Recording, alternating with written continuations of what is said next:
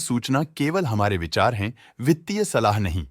निर्णय लेने से पहले खुद शोध करें। किसी भी लाभ या हानि के लिए हम उत्तरदायी नहीं हैं।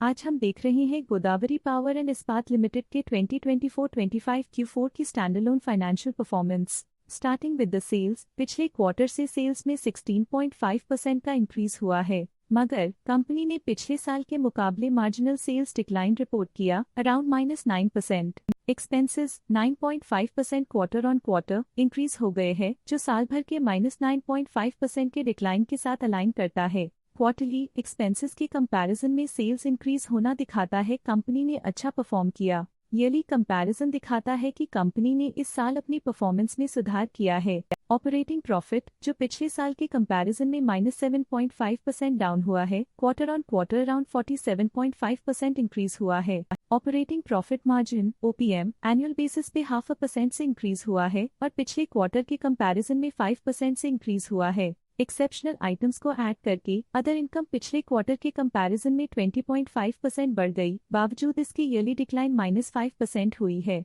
इंटरेस्ट एक्सपेंसेस पिछले क्वार्टर से 21% अप हुआ, लेकिन ईयर ओवर ईयर डिक्रीज -30.5% हुआ है। डिप्रिशिएशन कॉस्ट्स में 10.5% का क्लाइम देखने को मिला और ईयरली बेसिस पे 11% का इंक्रीज देखा गया। Profit before tax annually -8% decrease हुआ, लेकिन प्रोसीडिंग क्वार्टर से 52.5% बढ़ा है। इस साल कंपनी ने 30% टैक्स पे किया और क्वार्टरली कंपनी ने 25.5% टैक्स पे किया है। नेट प्रॉफिट ने ईयर ऑन ईयर -2% का डिक्लाइन दिखाया, लेकिन लास्ट क्वार्टर से 50.5% का इंक्रीज हुआ है। इस क्वार्टर में कंपनी का परफॉर्मेंस काफी अच्छा रहा। वहीं अगर एनुअल एनालिसिस की बात करें तो साल के दौरान कंपनी का परफॉर्मेंस अच्छा नहीं रहा। नेगेटिव नेट प्रॉफिट का मतलब है कि कंपनी प्रॉफिट के कंपैरिजन में नुकसान उठा रही है। अर्निंग्स पर शेयर EPS में ईयरली -0.5% का डिक्रीज देखा गया, लेकिन क्वार्टरली में 51% की बढ़ोतरी भी नजर आई। इस क्वार्टर में कंपनी का EPS काफी अच्छा रहा।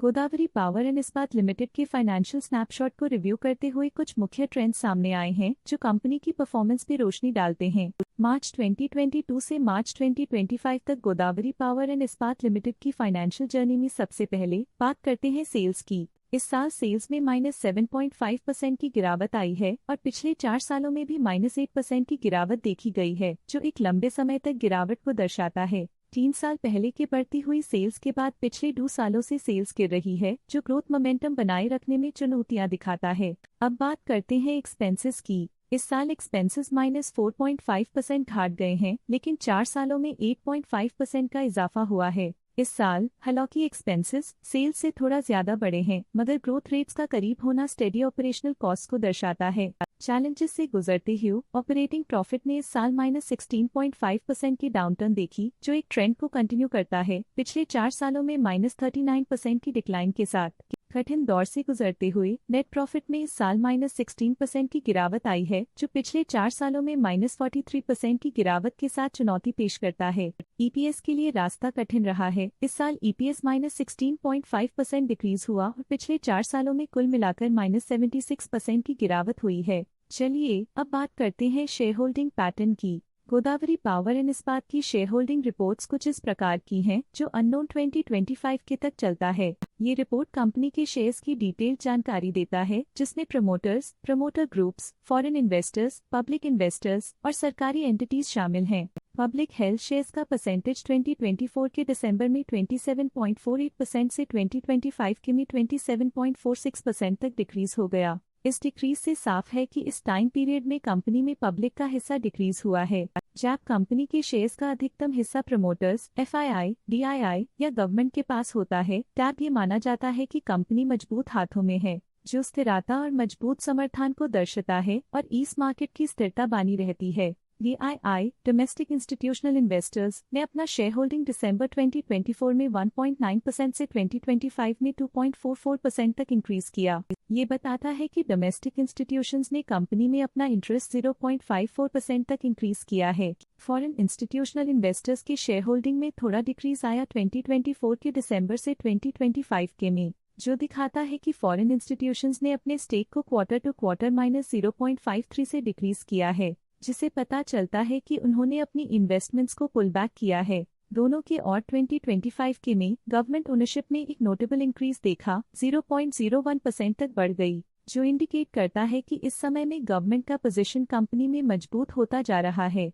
ये था कंपनी का करंट शेयर होल्डिंग पैटर्न। आइए नजर डालते हैं कुछ प्रमुख प्रमोटर ट्रांजैक्शंस पर जो मार्केट के डायनामिक्स को रीशेप कर रही हैं। 29 अप्रैल 2025 को दिलीप कुमार चौहान ने 12,500 शेयर्स खरीदे 116.2 रुपीस पर यूनिट के हिसाब से, जिसका टोटल था 14.5 लाख। 29 अप्रैल 2025 को दिलीप कुमार मिश्रा ने 15,600 शेयर्स खरीदे 116.2 रुपीस पर यूनिट के हिसाब से, जिसका टोटल था 18.1 लाख। 29 अप्रैल 2025 को दिनेश कुमार गांधी ने 15,000 शेयर्स अपने पोर्टफोलियो में शामिल किए 116.2 रुपीस पर यूनिट के हिसाब से, जिसका टोटल था 17.4 लाख। 29 अप्रैल 2025 को महाव्रतायाजल सुधाकर ने 12,500 शेयर्स अपने पोर्टफोलियो में शामिल किए 116.2 रुपीस पर यूनिट के हिसाब से, जिसका टोटल था 14.6 लाख। 29 अप्रैल 2025 को महेंद्र गुप्ता ने 39,100 शेयर्स खरीद लिए 116.2 रुपीस पर यूनिट के हिसाब से, जिसका टोटल था 45.4 लाख।